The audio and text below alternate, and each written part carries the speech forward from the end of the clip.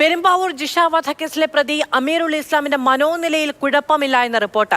Thrissur medical കോളേജിലെ medical board തയ്യാറാക്കിയ report supreme കോടതിക്ക് കൈമാറി.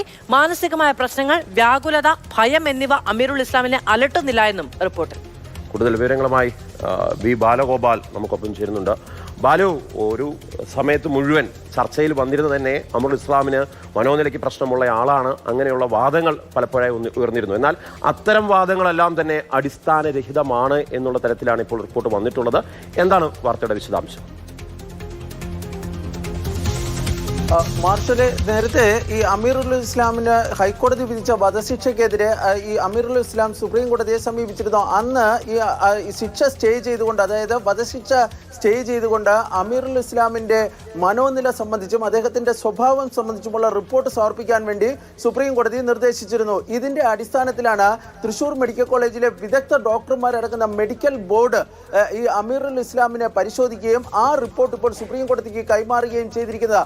ആ റിപ്പോർട്ടിലാണ് അമീറുൽ ഇസ്ലാമിന്റെ മനോനിലയ്ക്ക് കാര്യമായ കുഴപ്പങ്ങൾ ഒന്നും തന്നെ ഇല്ല എന്ന് വ്യക്തമാക്കിയിരിക്കുന്നത്. അമീറുൽ ഇസ്ലാമിന് ചില പ്രത്യേകതകളുണ്ട്. അദ്ദേഹം 4ാം ക്ലാസ് വരെയാണ് പഠിച്ചത്. ഒറ്റയ്ക്ക് ജീവിക്കുവാനാണ് അദ്ദേഹത്തിന് താല്പര്യം. എന്നാൽ ഈ ആത്മഹത്യ സംബന്ധിച്ചുള്ള യാതൊരു ആലോചനകളും അദ്ദേഹത്തിന് ഇല്ല. തുടങ്ങിയ കാര്യങ്ങളൊക്കെ ഈ മെഡിക്കൽ ബോർഡിന്റെ റിപ്പോർട്ടിൽ ചൂണ്ടിക്കാണിക്കുകയും ചെയ്യുന്നുണ്ട്. ജയിൽ സൂപ്രണ്ട് ഈ അമീറുൽ ഇസ്ലാമിന്റെ ഈ സ്വഭാവം സംബന്ധിച്ചുള്ള ഒരു പ്രത്യേക റിപ്പോർട്ടും സുപ്രീം കോടതിക്ക് കൈമാറിയിട്ടുണ്ട്. അതിൽ പറഞ്ഞിരിക്കുന്നത് 2017 മുതൽ വിയൂർ സെൻട്രൽ ജയിലിലാണ് അമീറുൽ ഇസ്ലാം താമസിക്കുന്നത്, അന്നും പാർപ്പിച്ചിരിക്കുന്നത്. ആദ്യം അദ്ദേഹത്തിന് ഈ പേപ്പർ ബാഗ് നിർമ്മാണ യൂണിറ്റിലായിരുന്നു ജോലി ഉണ്ടായിരുന്നത്. പിന്നീട് നെയ്ത്ത് യൂണിറ്റിലേക്ക് മാറി.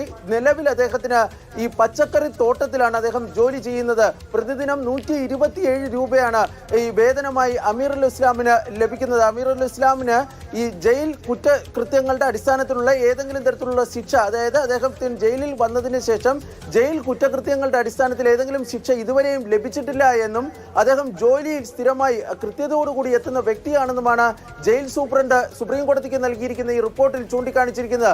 ഈ റിപ്പോർട്ടുകളുടെ കൂടി പരിഗണിച്ചുകൊണ്ടായിരിക്കും വധശിക്ഷയ്ക്കെതിരെ അമീറുൽ ഇസ്ലാം നൽകിയിരിക്കുന്ന ഹർജി സുപ്രീം കോടതി പരിഗണിക്കുന്നത്.